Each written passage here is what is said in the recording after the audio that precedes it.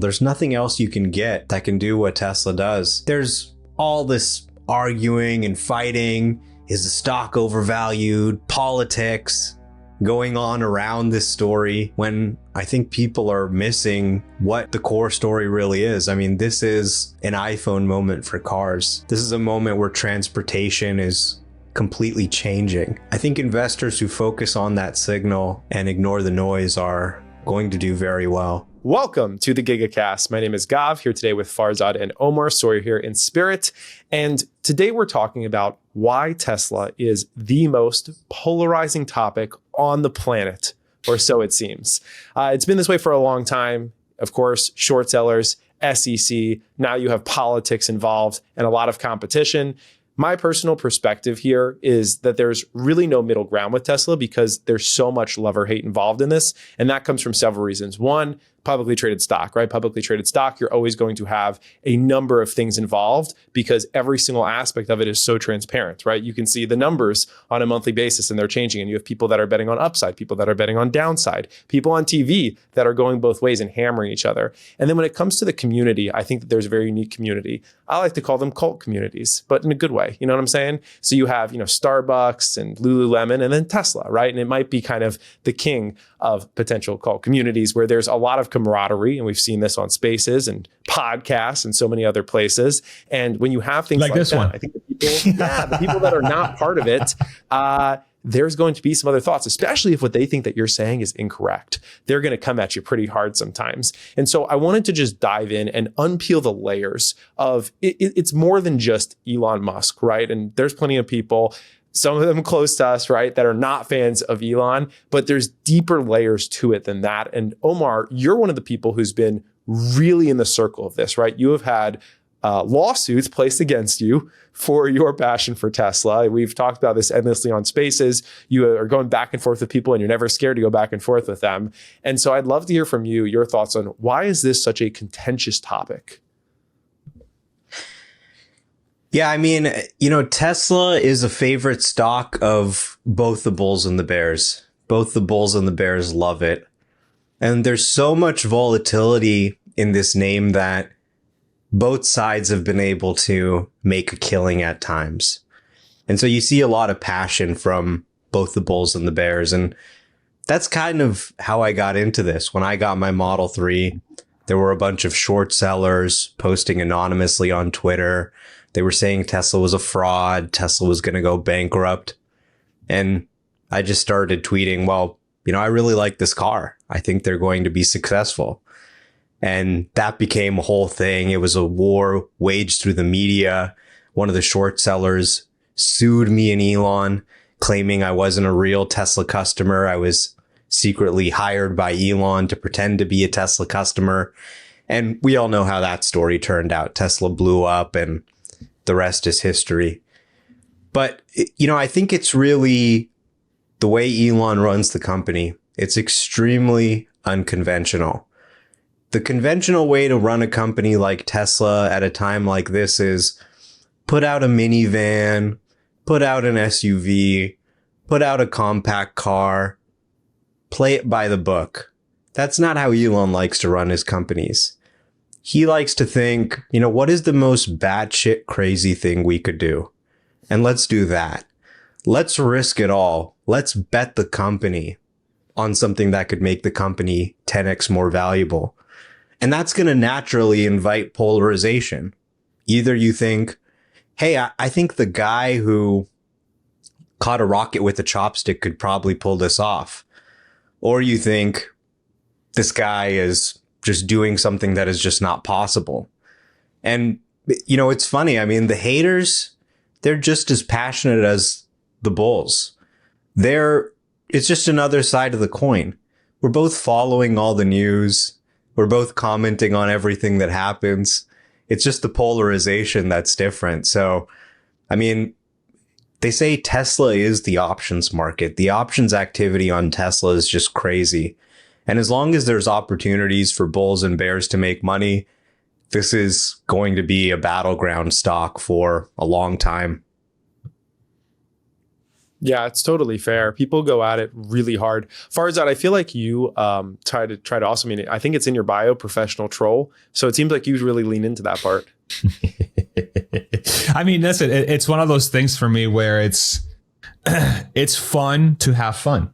Especially in social media, it's fun to have fun. I think for me, the Tesla story is a very interesting one because I've been following it for those that have followed sort of my channel and the things I've done. December 2012 was the first time I invested in the story, and that was purely out of a desperation to put myself in a good financial position. I had graduated college with $100,000 in debt. My family doesn't come from a lot, immigrants. We moved to the States. I graduated school in the middle of the financial crisis in 2009. My parents nearly lost their house. And I'm just looking around like, okay, like this, I need a way out. I need a way to get out of the difficulties, and it's not like we were dead poor, but I could see the strain of not having financial stability and financial security. And so my story into Tesla was that it was a very unique story with a very unique leader that had a very unique community around it that was explaining a phenomenon that was happening in the world of automotive that was rare. And in a world where at the time it felt like things were kind of falling apart, nothing was working kind of thing. And you're like, desperate to find something that works. I think it was a sort of shining example of like, holy shit, like there are things out there that are really special that could make beautiful, positive change. And so that was my exposure to the story. And so fast forward, 13 years later or whatever it's been, 12 and a half years later, which is absolutely insane to think through, but that's the reality.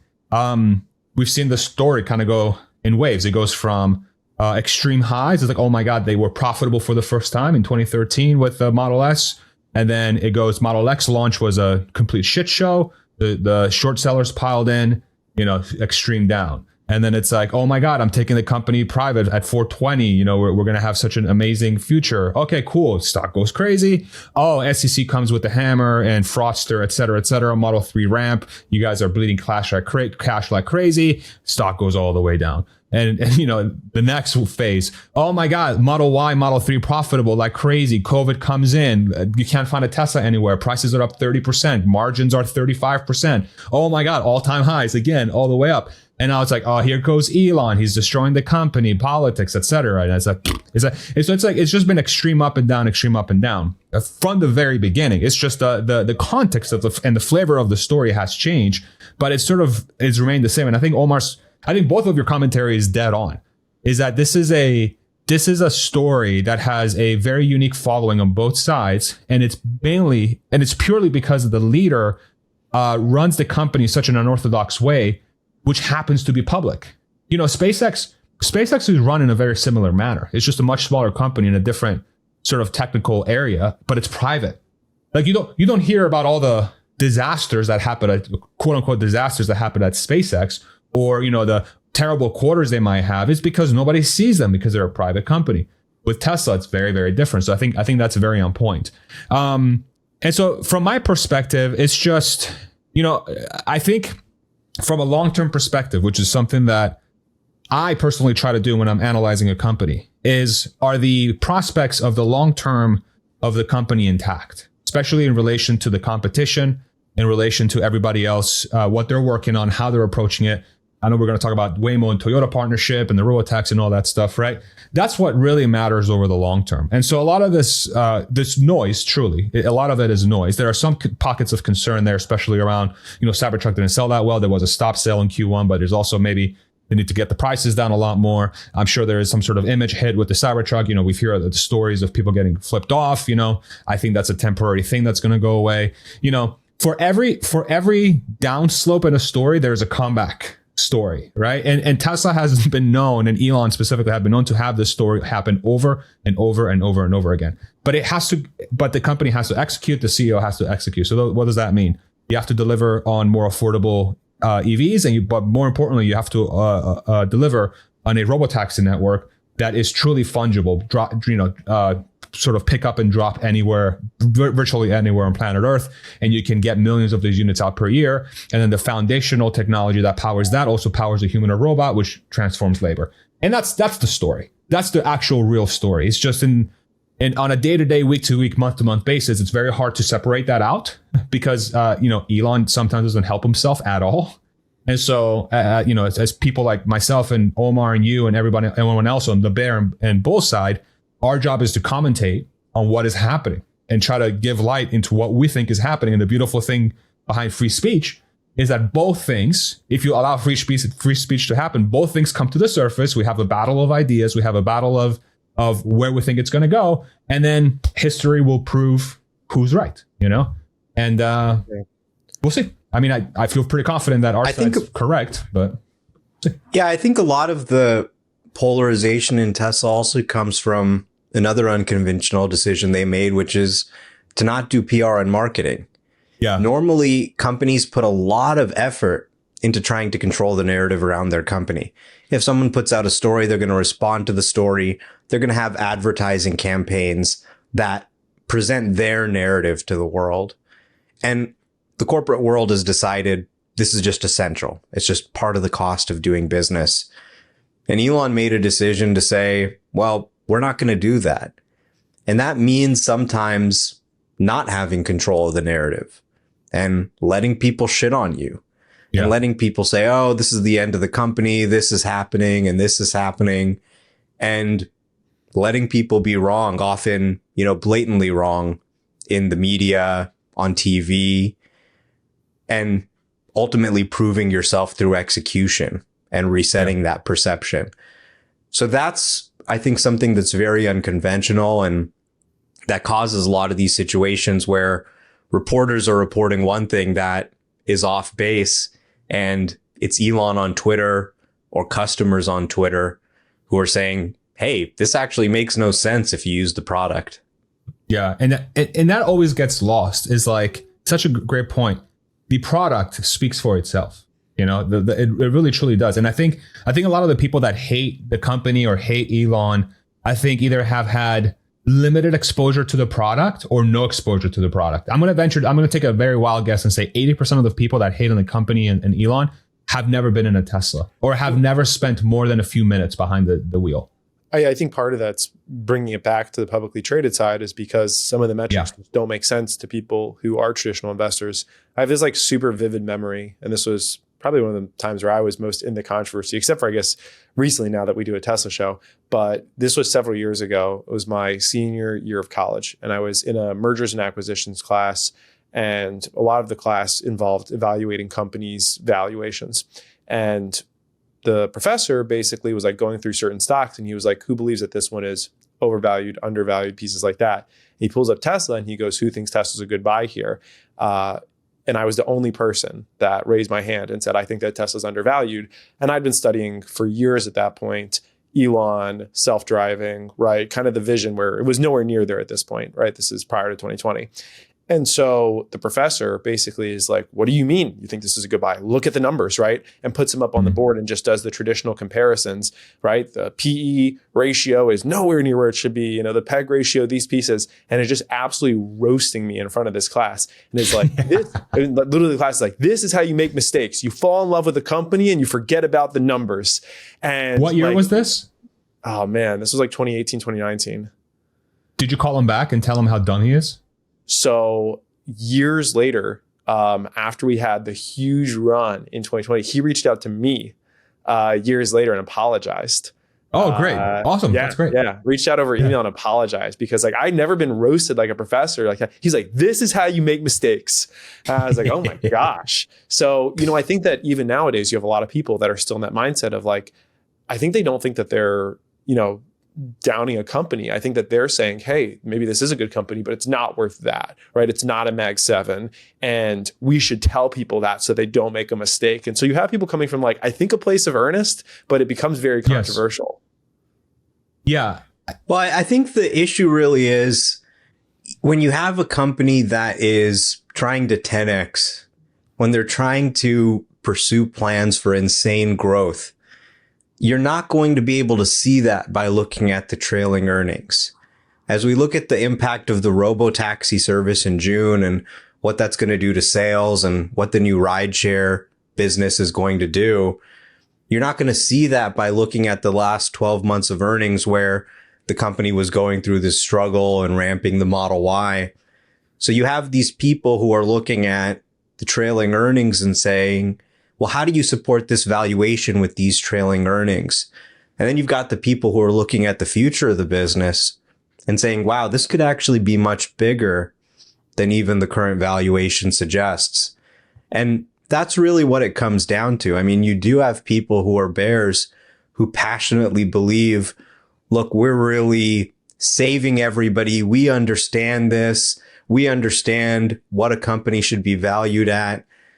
But conventional methods of valuing a company that, is maybe growing 10%, 20% don't really work for a company that has a plan to completely change the business. I mean, you look at the Mag 7 companies, is Google or Apple pursuing any project that could make the business 10 times larger? No. Waymo. Of the Mag 7, there's really only one company that is doing it, and that's Tesla. Yeah, I mean, I think the other side of this too is, can you guys hear my baby in the background? No. Crying a little bit? No, okay, good. Sounds good. Sound canceling's working. Now a little bit. You can probably hear him now. Sorry. Give me 1 second here. He goes, can you hear me? No, you can. I mean, if you want to go take care of it, you're good. But it's not. No, my wife's down there. It's just I'm just recording from home right now. But okay, I think it's good now. This is the difference between having people analyzing a company from a technology perspective versus analyzing a company from a financial perspective. And like those two things oftentimes don't work together. And it's precisely because of what Omar said is when you're backwards looking, you're just crunching numbers of what they've already done. But to analyze the bigger markets, you have to understand the core technology. You have to understand the novelty behind the technology. You have to understand what are the different pieces that are going into that company to make that thing work. It's a completely different skill set.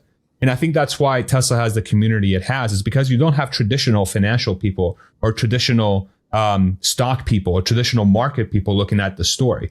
Are those people right a lot? The ones that might analyze a Tesla and say they're dramatically undervaluing its long-term prospects, could they be right with other stories? Yes. With 80% of the market, you can apply that kind of thesis and you'll make money in the long term. I'm sure you will. And I'm sure a lot of those people do a really good job. But when it comes to technological breakthroughs that are inherently novel and no one else is doing, aka solving real-world robotaxi using artificial intelligence, nobody else is really doing at the scale that they're doing, those folks are going to struggle to really give the value to that, because it comes down to what kind of talent do they have, right? What are the sort of things they've built from a technology perspective? Who is the leader that's setting the culture to ensure that this technology can actually be executed against? Those are the variables you want to look at. You don't want to look at PE ratio. You want to look at how much compute do you have? Who have you hired? Who's your leader? Okay, what approach are you taking? Are you showing clear improvement in that specific technology you're doing? What's your scale to get this out into the world once it's ready, right? Those are the kinds of things that are important. It's not like, what did you do, 3-4 months ago? And then the other thing too is like you need to look at the track record of the company's products, like we've talked about before. I bet you if people actually spend time in, like, let's say a Cybertruck for an extended period of time, they realize that this product, there's probably no better value for money. Like, it's expensive. Like, don't get me wrong. It's expensive. It starts at 70. It's expensive. But when you get into that car and you have it for a little while, I've had mine for a little over a month and a half. Okay. This is a do everything car. It's the most comfortable car I've ever had. One of the fastest ones I've ever had. It can literally do 85 to 90%, 95% of pickup truck stuff. It has a bed. The suspension makes a ride nicer than any other luxury vehicle I've been in, right? The steer-by-wire system makes driving a complete game changer, right? And then when you experience that for a while, you're like, okay, so this company, they just know what they're doing. They know what they're doing. And then if you pair it with stuff like Jowua, our sponsor, right? I have the trays that I use for eating. And I've also bought a Starlink to put in the bed of my truck too. There you go. That tray specifically. I know that's like a one that they put in the Model Y frunk, but I've been using it in my Cybertruck to work remotely. I've turned this thing into a studio.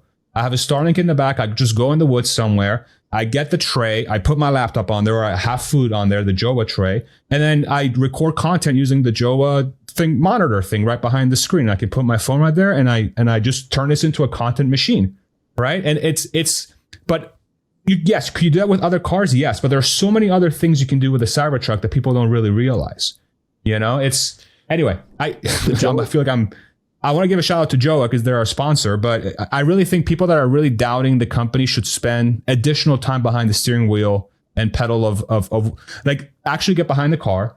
And then when it comes from the autonomy perspective, try hardware 4 FSD 1328. Rent or do a 2-day test drive with the Model 3 or the Model Y, and then see for yourself. I'm not going to tell you to buy or sell the stock. Just see for yourself.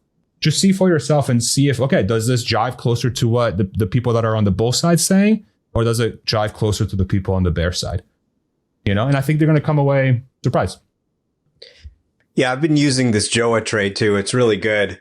You can keep it in the car. It's easy to stow. And you want to eat in the car. You want to work in the car. Put your laptop on it.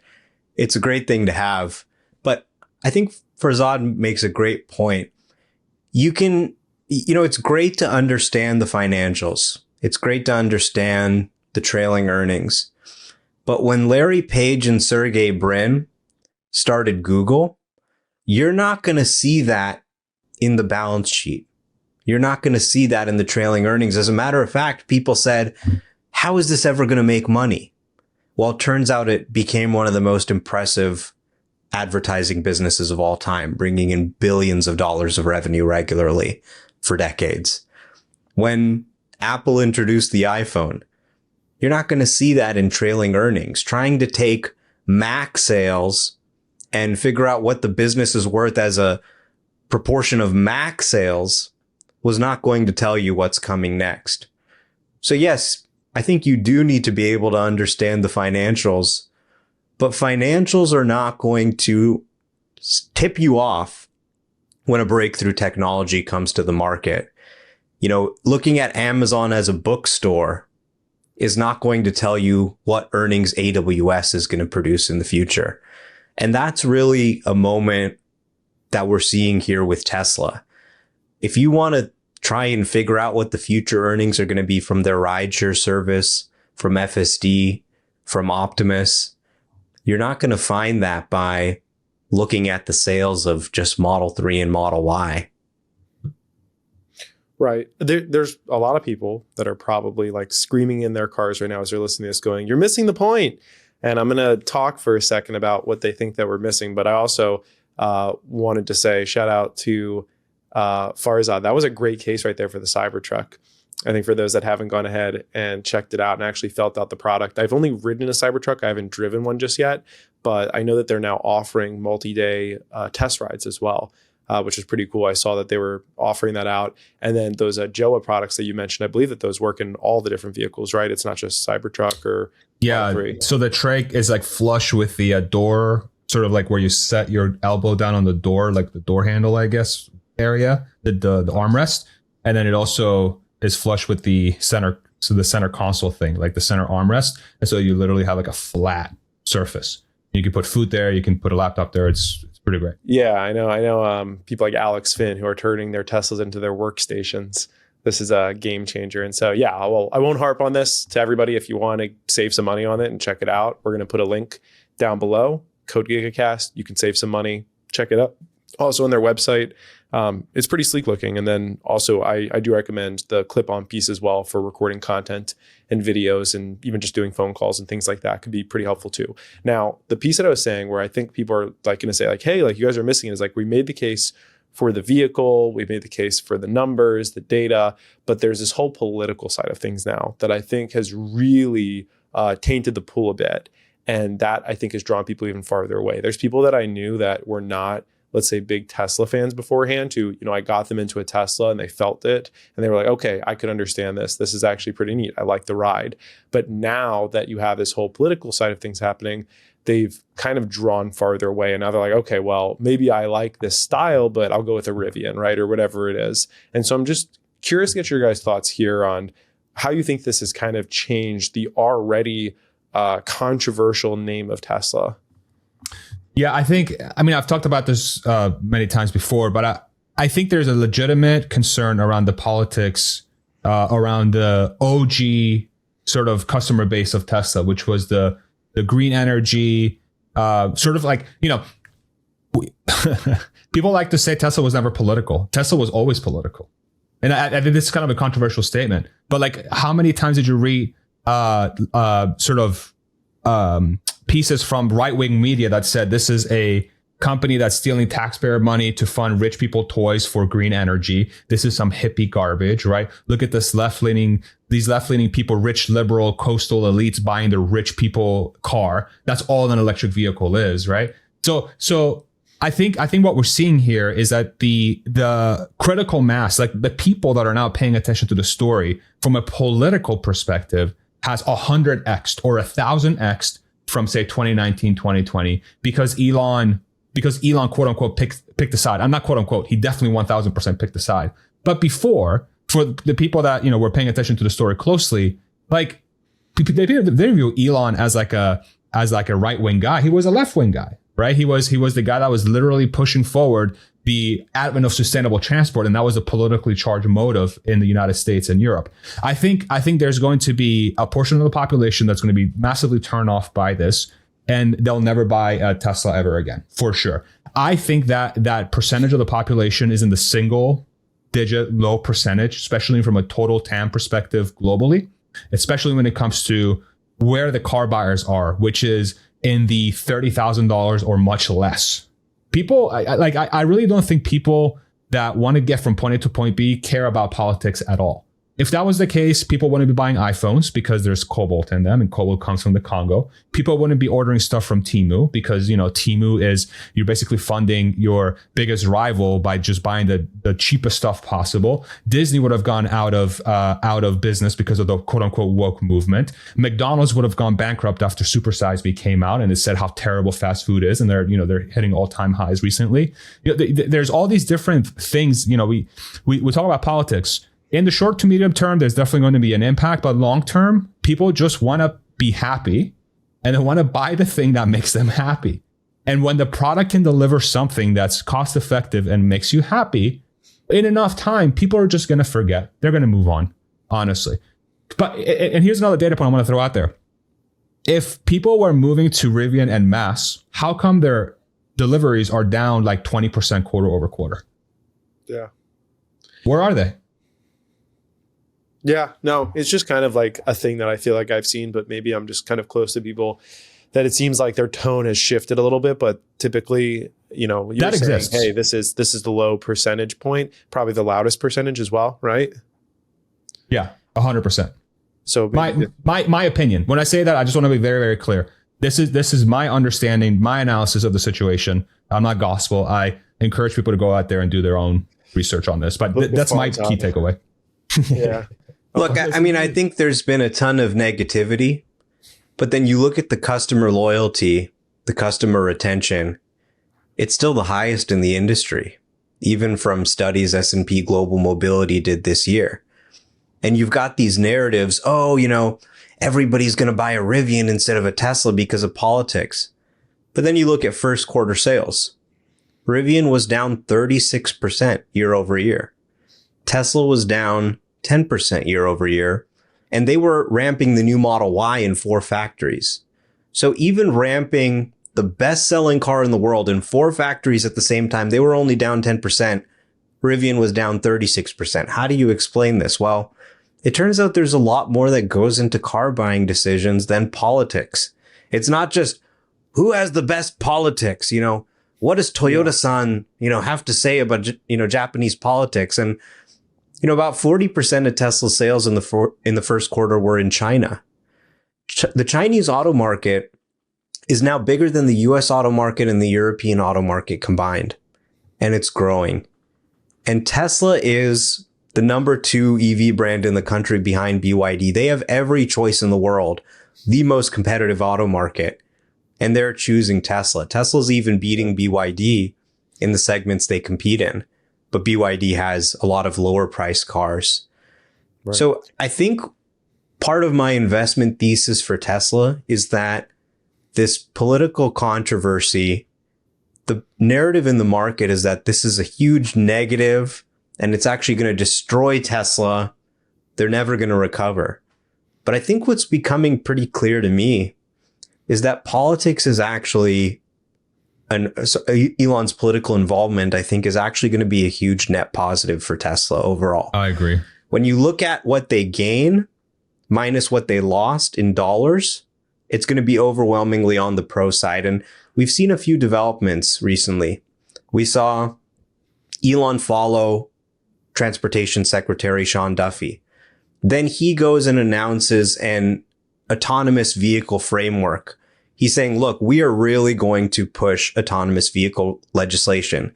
Now, instead of having a NHTSA where they're recalling FSD, they're telling them they have to make a full stop at the stop sign, they're pushing forward on autonomous regulation, and they're saying we need to beat China on this.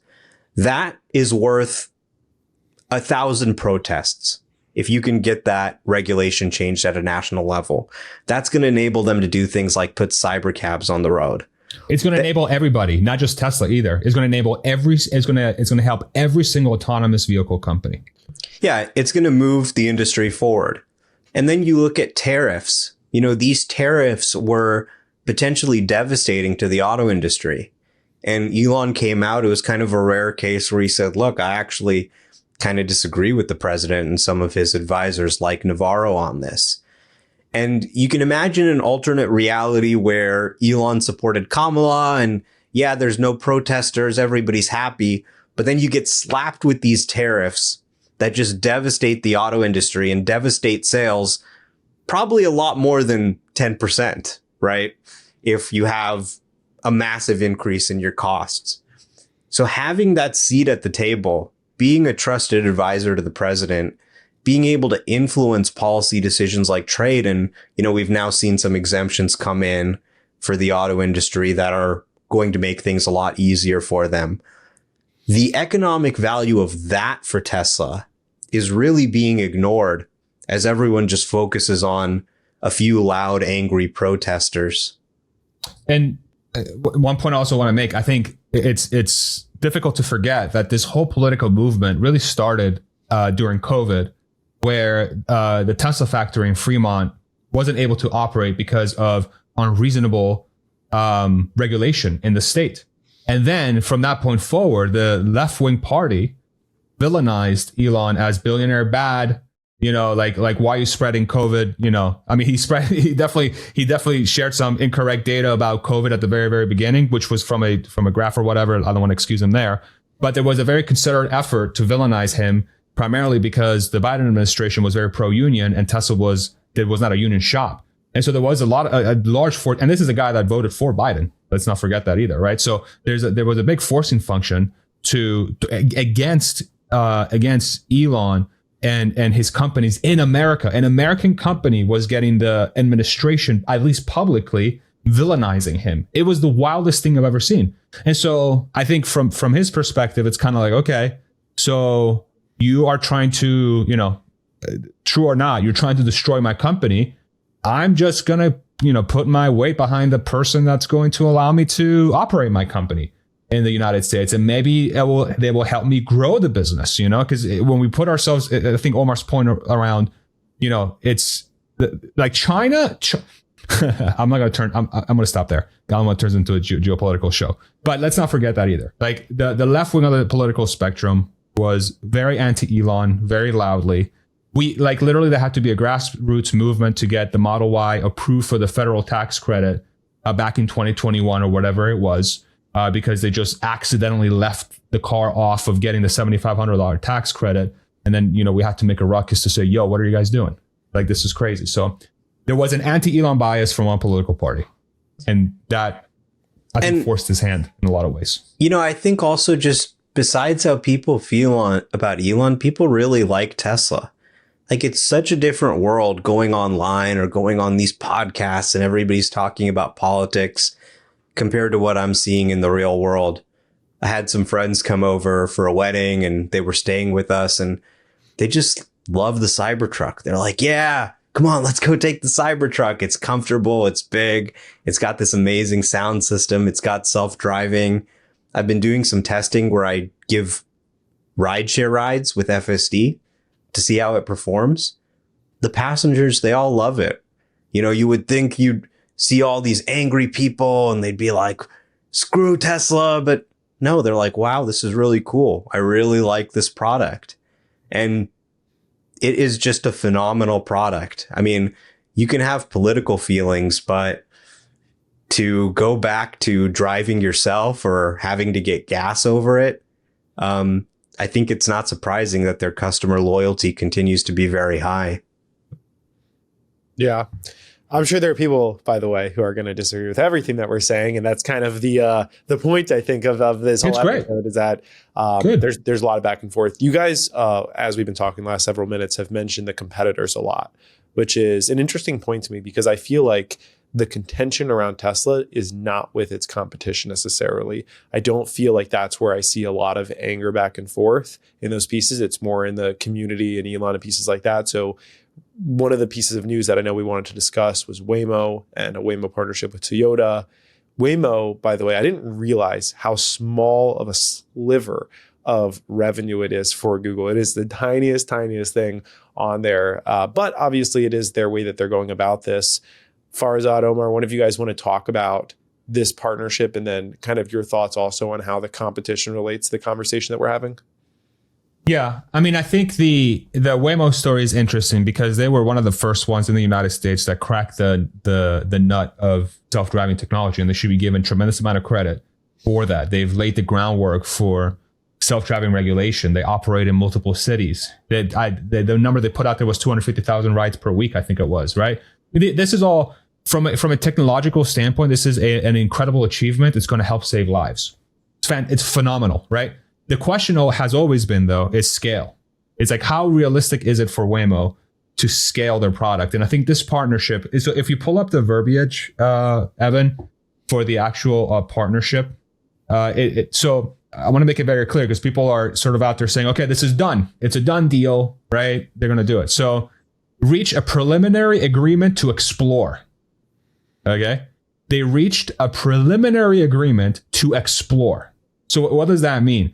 Is, hey, we have agreed, not fully agreed, but we've kind of agreed to kind of figure out if this can work, right?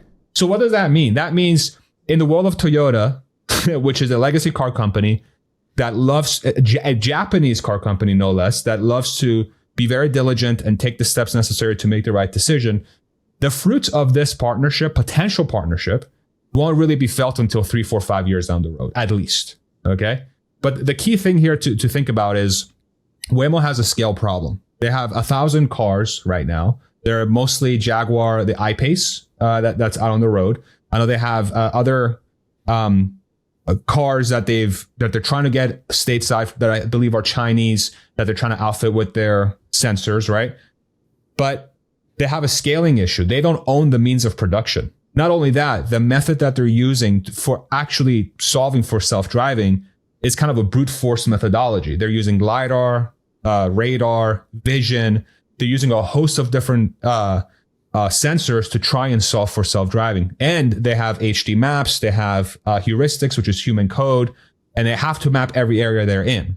So we've talked about this multiple times, just for the people that are not familiar with this.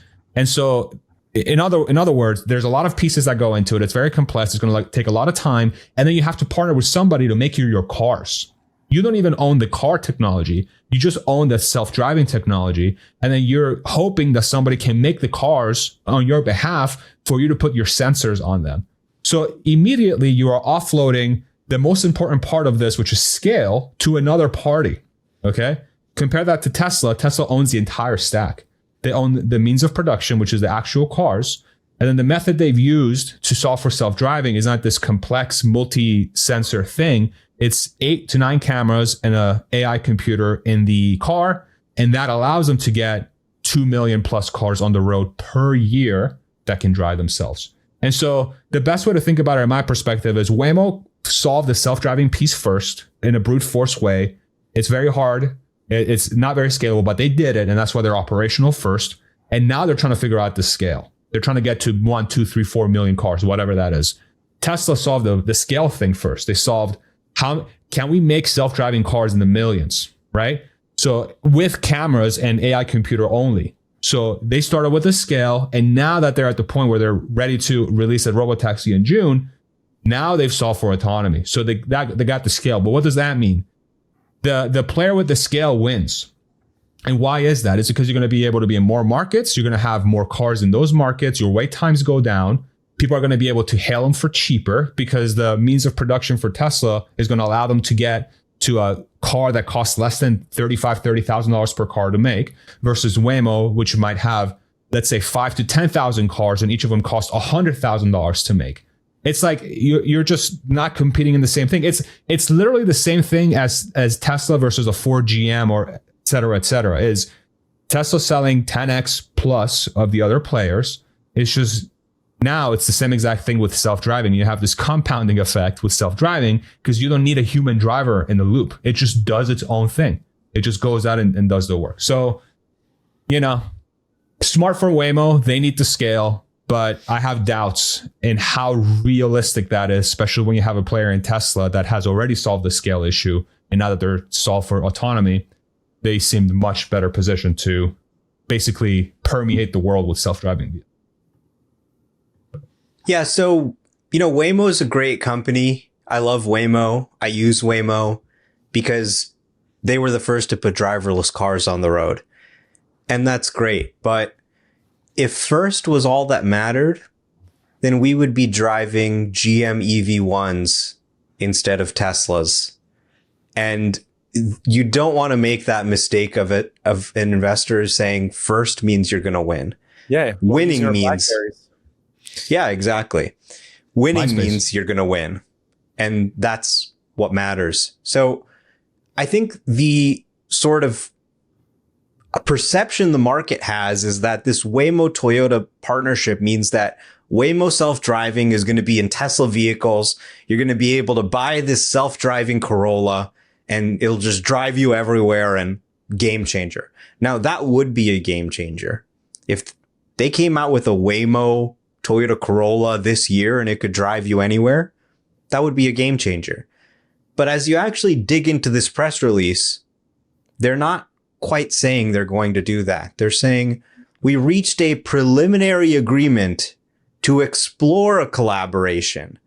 We are going to develop a next generation autonomous vehicle platform. In parallel, the companies will explore how to leverage Waymo's autonomous technology and Toyota's vehicle expertise to enhance next generation personally owned vehicles. So the wording is very careful there. They're being very reserved. We're going to explore how to leverage Waymo's technology to enhance personally owned vehicles. And this is really interesting. In a way, Waymo is really admitting that Tesla's vision of the future is what they have to compete with. Tesla sells you a self-driving car that you can actually buy and use. Waymo's now saying, look, we're going to have to do that too. We're going to have to actually try and compete in that space. And, you hear these sort of announcements a lot. In January, when Jensen Huang mentioned at the NVIDIA keynote, hey, we're going to be selling our computers to Toyota. You saw this kind of excitement. Oh my God, NVIDIA and Toyota, they're going to put out something huge. We haven't seen anything come from that yet. So now it's, okay, are you using the NVIDIA Drive computers? Are you going to be using Waymo? Their strategy, I think seems a little bit confused, and they've had partnerships with Pony AI and many other companies over the year. My base case assumption is that, almost nothing comes from this partnership. And if something does come, it's going to be 3 to 5 years into the future. So meanwhile, while, these guys are talking about potential partnerships in the future, exploring collaboration, an agreement to explore a potential collaboration, Tesla's got a product that you can actually go buy today. You can go to Tesla.com, schedule a test drive or order a car, and you can go pick it up and you can use it. So, Waymo here in Los Angeles, it won't take you most places. If I want to go to Sunset Boulevard in West Hollywood, the Sunset Strip, it can't take me there. If I want to go to Silver Lake, If I want to go to, Torrance, if I want to go to the Valley, I can't go there. So it's just not a viable car replacement right now because you have to map out the area. And because you have to map out the area, you can't just put it on a Toyota Corolla. I mean, look at all these sensors on the Waymo, and they're just spinning like crazy. All these appendages and like they're spinning. That is not just going to fit onto a Toyota Corolla the way that Tesla's technology fits into even their lowest cost vehicles. So yesterday, I was at the dentist. I was in Irvine. My car drove me 75 minutes from parking spot to parking spot without any intervention. I was in the parking spot. I pushed a button. It pulled out. It drove on city streets. It drove on highways. It got out. It got to the destination and it parked. And I got out of the car. Waymo cannot do that drive. And who knows when they'll be able to. I think people are not realizing just how far Tesla is ahead on self-driving. And they say, well, Waymo's already driverless. Tesla's not driverless. But what they don't see is how many things Tesla can do that Waymo cannot do. Tesla can drive anywhere. Tesla can include their technology on a vehicle that you can actually buy. Tesla's in 5 countries. Waymo's in 1 country. And within 2 months, Tesla's going to be launching their driverless service as well. So this partnership, I think, is really Waymo on the defense of what Tesla's doing. It's a big, bold announcement, but is it going to change the landscape of the competitive market this year or even next year or the year after that? No, I don't think so. It's funny talking about your anecdote. I had one a couple of days ago. I was in Austin, and there was a Waymo driving around, and there was a guy. I could tell like he was out of town. He was sort of renting a car. And there was a Waymo there without a driver in the thing. And the dude looks sick. And the guy's just looking at it like, what the hell? He's like, what is going on? And this thing's like driving around. And you could tell he was going behind him to see what it would do. And then the Waymo was behind a truck that was to the side of the road. It was offloading and the Waymo smoothly went around. And you could just see the guy's mind and exploding. Meanwhile, I'm in my Tesla doing the same exact thing. And the car's driving me around the same exact way. But it doesn't convey the same emotional reaction because you don't have all those crazy sensors. And I'm behind the steering wheel and pedal. Let's just call it for what it is. I'm behind the steering wheel and pedal, but the car is driving. The car is driving, right? So it's funny you said that story because it reminded me of that. I'm like, man, people have no idea. People really have no idea. Now, again, it's up to now for Tesla to execute the unsupervised thing, the robotaxi thing in Austin in 2 months. We'll be down there doing all kinds of content. We'll do comparisons of Waymo versus Tesla and same route and all that stuff. Is going to be super fun. But I think, I think time will tell. I think the Tesla fans feel like they have a really good idea. I was talking to Matt Smith on our channel before, the ugliest person I've ever met in my life, Matt Smith. Shout out Matt Smith. But he talks about how people that own Teslas that are able to experience FSD, the latest version of FSD on the latest Teslas, they have an information advantage. It feels that way. And I do feel like the market has woken up to that as well. Otherwise, in the first quarter, not investment advice, in the first quarter with the kind of results that the company got, I don't think the stock would have held up as well as it has since then. It's up since the earnings report. So we'll see. Yeah, up significantly. And it's hard to tell exactly what led to that. There was definitely some of the Elon stepping back to the company pieces and other things that could have been moving it. But yeah, it makes a lot of sense what you guys are saying. And then with the Waymos as well, because right now they only use Jaguars, if I'm not incorrect. I wonder how that would be transitioning over to a different car brand, different size of car, right? There could be a lot of different pieces that could potentially malfunction. And then for Tesla, like you said, Waymo's in 1 country, but it's not really in 1 country. It's in like 3 states, right? Or 4 states, something like that. It's not like you could just go across the country in a Waymo. You can't even take one to the airport. They can't drive you to the airport, right? They have all these different pieces. So yeah, there's a lot of restrictions. One other piece. And that's the part people missed. Yeah. In order to get to driverless, they had to incorporate a lot of restrictions that make it not viable to replace your car.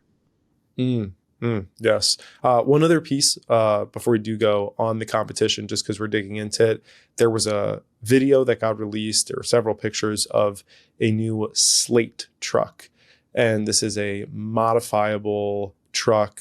There were several different photos and videos that went out there. They had a pretty good campaign, and this was backed by Bezos and some others as well. Just curious to hear your guys' thoughts as you see, new vehicles coming to market. Yeah, I think I love the concept. I think that it looks really cool. Personally, I love that kind of like squarey sort of old school look. Honda had something similar that they unveiled a concept like a year or so ago. I just love these like sharp edges and sort of these like angular things on the car. Yeah, there it is. That's the Slate. So the idea behind this car, truck, is that it's going to be sub 20,000 after the current federal tax incentives. And the idea is to have a very affordable, very, very cheap car for the masses. That's an electric vehicle. The starting one, I believe, has 150 miles of range. I think you can get an extender to get 250 miles of range. The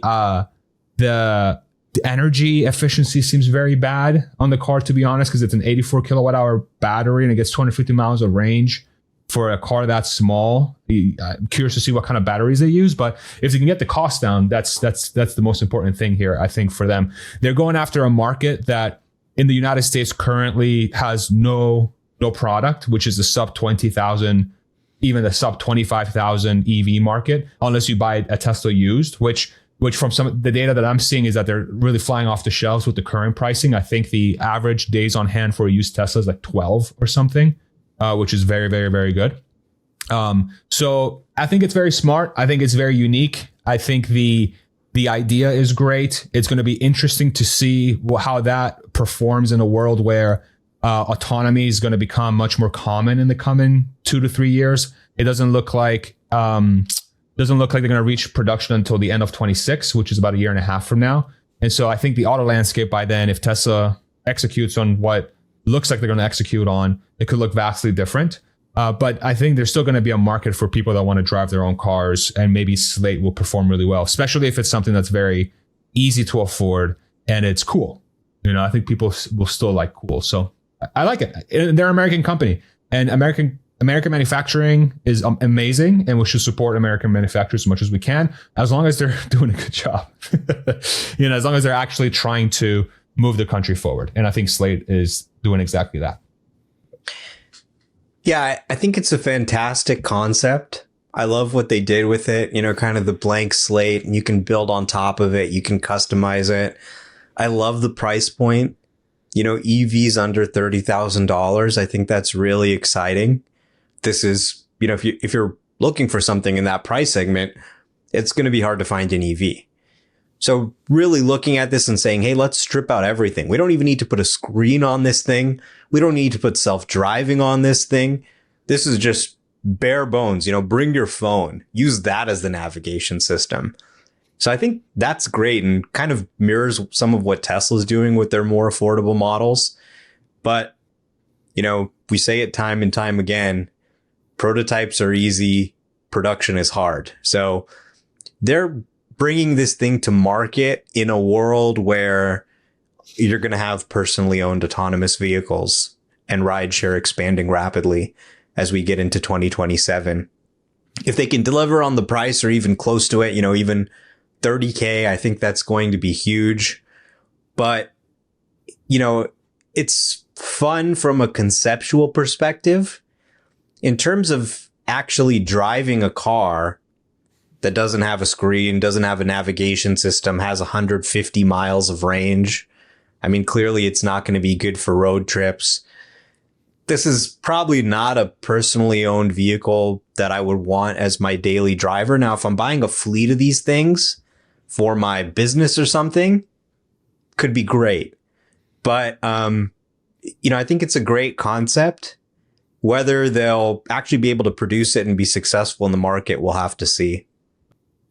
Yeah, it's funny because at that price point and with the strip down, you're thinking starter vehicle, but then most starter vehicles don't need to have full truck capabilities and other pieces like that. So it's maybe a tweener, But I think that's what makes it so cool is that, it's like what's that one old school car, the Eldorado, is it? It was like a sedan with a bed. Right? Am I thinking about that right, Evan? called the Eldorado? Eldorado. Let's see. Bar Eldorado. I think it's an Eldorado. No, not an Eldorado. The Eldorado was that Cadillac, right? That was no, I'm thinking of like sedan with pickup bed, old US car. Let's see if it comes up. El Camino. The El Camino. Yeah, there it is, right? Sick. I mean, come on. Who wouldn't want something like that, right? That's the kind of vibe I get from the Slate. It's like this, like, harkening back to like American auto manufacturing that's like getting creative, getting innovative, like taking risks. I love to see that. And just because of that, I want Slate to be wildly successful. I want them to sell 1 million Slates per year, at least. And then when they're ready, they'll license FSD from Tesla, and now you'll have self-driving little pickup trucks. And then the world is solved, and America will dominate everybody, and then we're back on top. America, baby, let's go. That's it. So, I mean, I really like that we had this segment involved in here because I think it showed that there's not really an animosity from the, most core Tesla people to the competition and to other areas. I think that there's a hope for succeeding across the board in this EV race. I think most of us are just saying, hey, until somebody does it better than Tesla, in our opinion, come at us, And so that's where maybe some of the split is, but I don't see it typically between EV investors. It seems like it's more people that are going the other way. I guess last little thing here, as like a final piece, it was really interesting to me seeing, some of the people that went and sold their Tesla to buy a gas car, right? That doesn't have FSD or any of the other pieces. And that's where it becomes a little bit more like it's the posturing. And that's where I think like kind of that real divide was created out of, was where people were saying like, I'm so anti this for X and X reason that I'm going to go against my own values and beliefs to spite it. And I think that that's where you don't see a lot of things that can cause people to do that. And that's where I look at Tesla and say, okay, there's something here. One way or the other, there's something that is drawing such crazy emotions out of people that they will put their money where their mouth is, go against sometimes their own values, because perhaps other values that they have now outweigh those. And truly that's where like, that's like a one of a kind type company. There's like 1% of 1% of companies get to that point where they can make people feel things like that one way or the other. And that's why we talk about this, right? Yeah. And people have a right to do that. More power to them. I mean, listen, if you wanna never buy Tesla again and you wanna hate Elon and Tesla for the rest of your life, more power to you, man. Or woman, whatever. Like that's great. That's great. I think but when it comes to the broader story, I think it's important to have a realistic view of the long-term prospects of the company. I mean, that's our job. Like if we're going to get out here and talk about the story, we have to be able to talk about all the angles. And saying that politics is going to destroy Tesla long term, it's just not. I don't think that's an accurate statement because there's no precedent for that in the long term. And then you also have the story of like the opposite side, like how many Republicans and how many right-wing people that absolutely hated the story and they were coal rolling Teslas left and right. They're now the ones coal rolling the protesters at Tesla dealerships and protecting Tesla customers.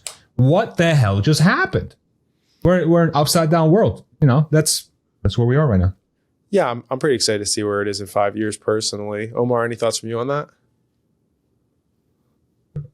Yeah, it's always just been for me, and I think a lot of other people, but just loving the products. You get in the car, just that driving experience, just being able to push a button and have it take you anywhere. It's just phenomenal. There's nothing else you can get that can do what Tesla does. And there's all this arguing and fighting. Is the stock overvalued? Politics going on around this story, when I think people are missing what the core story really is. I mean, this is an iPhone moment for cars. This is a moment where transportation is completely changing. And I think investors who focus on that signal and ignore the noise are going to do very well. Yeah, definitely kind of keep your head up out the muck. Although, I don't know. I mean, you guys are great because you don't seem to mind getting into it and having those back and forths with people in a kind of an honest and earnest way. And so that's what I think does make it a lot of fun, because these conversations are good to have. And quite honestly, like they're entertaining, right? And so you kind of get the best of both worlds there with both of these pieces. Really good stuff. We can, I guess, move into some closing thoughts. I think this was hopefully for people. It was a bit of a different episode. Like some of our others, we talk more about FSD or earnings, and this is more about brand. But the brand is a super unique brand. There's not many like it. I don't really know what you could compare it to right now outside of it. Do you guys have any other brands that you think come even close to like the kind of emotions that Tesla evokes? I mean, I think Apple under Steve Jobs was similar-ish. I remember I was an Apple mega hater. I was on the other side. I remember buying an LG touchscreen phone when the iPhone first came out because I was like, Apple sucks. What was it really though? I couldn't afford. I was broke. I was like, and I'm not saying Tesla haters are broke. I just want to be very clear. But the reason why I hope it didn't come across that way. But the reason why I didn't want the iPhone is because I was like, man, like, why are people paying that much for something like this? It's just there's other phone makers that are making screens, touch screens. I'm just going to buy this one, and for the first day, wow, look at how cool this is. I can click on it and I can touch it. Wow, touchscreen. And then by day 5, I'm like, why is this so slow? God, I can't even get it to do the thing I want it to do, right? And then when I finally got on the iPhone Apple bandwagon under Steve, I'm like, oh, okay, I get it now. Yeah. So similar, it's not the same. I think Elon definitely has transcended a lot more than Steve has, and I think it's because of his, he's in a lot of different spaces at once, whereas Steve was much more narrow, especially on the latter parts of his life. He was much more just focusing on Apple specifically, whereas right. Elon has his stick in multiple fires. So it's a one of one. It's a one of one story, and I think it will continue to be a one of one story for a long time. Almost similar to Apple, where other brands kind of got built off of Apple, with also like people kind of building on top of them because there was so much there. Not to get too coy here, but like, you've seen that with Tesla as well, where people are really building on top of the brand of Tesla. Obviously, we're doing it with this podcast, right? Where we're like creating content 100%. On the back of a brand. Jowua is doing it from a hardware perspective. And even more than that, they've actually created almost like a voice for themselves in the space, more so than, the amazing products that they have. There's literally people that follow Jowua now on X, right? To hear their opinions on Tesla and what they're speaking to. And so it's kind of like funny, like you have such an incredible brand and so much voices around it that people are building their own brands on top of it. 100%. And that's when you have something valuable. You have something valuable, even in this crazy time. Omar, what Jowua product were you pulling out earlier? I saw you started to pull something out while Farzad started talking, and then it got put back away. Was that the table tray? Yeah, I had the table tray, but also there's this sunshade, which I think is pretty cool. If you live in a really hot area, this sunshade can make a big difference, and it fits right into your Tesla. So that's also one of the products I like. But, just in terms of the brand, you're going to do yourself a disservice as an investor if you think Tesla's brand is just Elon Musk's tweets, or that's his brand. Their brand is clean air in your community. Their brand is when you're driving with your family and you're about to get in a car crash, but the car slams on the brakes and you stop. Their brand is, that Neuralink video you saw where the guy has ALS and this brain computer interface is giving them a little piece of their life back. Can I step in real quick, Omar? Sorry. That Bradford, he's going to come on our show next week. We're going to interview him. Wow, so that's going to be epic. Can't wait to see that. I'm super excited. So I didn't mean to interrupt. Go for it. But yeah, they're working on restoring sight to the blind. They're working on, with the FSD, I think, a much brighter future for people. That, I think, is what people who actually experience the products walk away with. Yeah. Opening up the world to so many people. Great points across the board from you guys. Big thank you to all of our viewers. If you made it this far in the video, my guess is that you're subscribed. If you're not, now's a great time to fix that. Go ahead and just tap that subscribe button. It's awesome to see the growth. We appreciate so many of you. Almost have 4,000 subscribers in one quarter, which is so cool. If you're watching on X, feel free to comment below, share some questions. We'll try to integrate those into upcoming videos. Thank you to our producer, Evan. the editing team on the back end, David and crew. Of course, my wonderful co-hosts over here, our amazing sponsor, Jowua. Reminder, if you want to get a discount, we have a link below. Our code's built into it. I didn't even see when I was looking on the website, the sunshade. That feels like something everyone could use. Even if you're not in that hot of an area, it's good, especially if you have kids, right? Put those up, keep things safe. So a lot of good pieces across the board here. Thank you to everyone again for tuning in, and we really look forward to seeing you on the next one. Take care.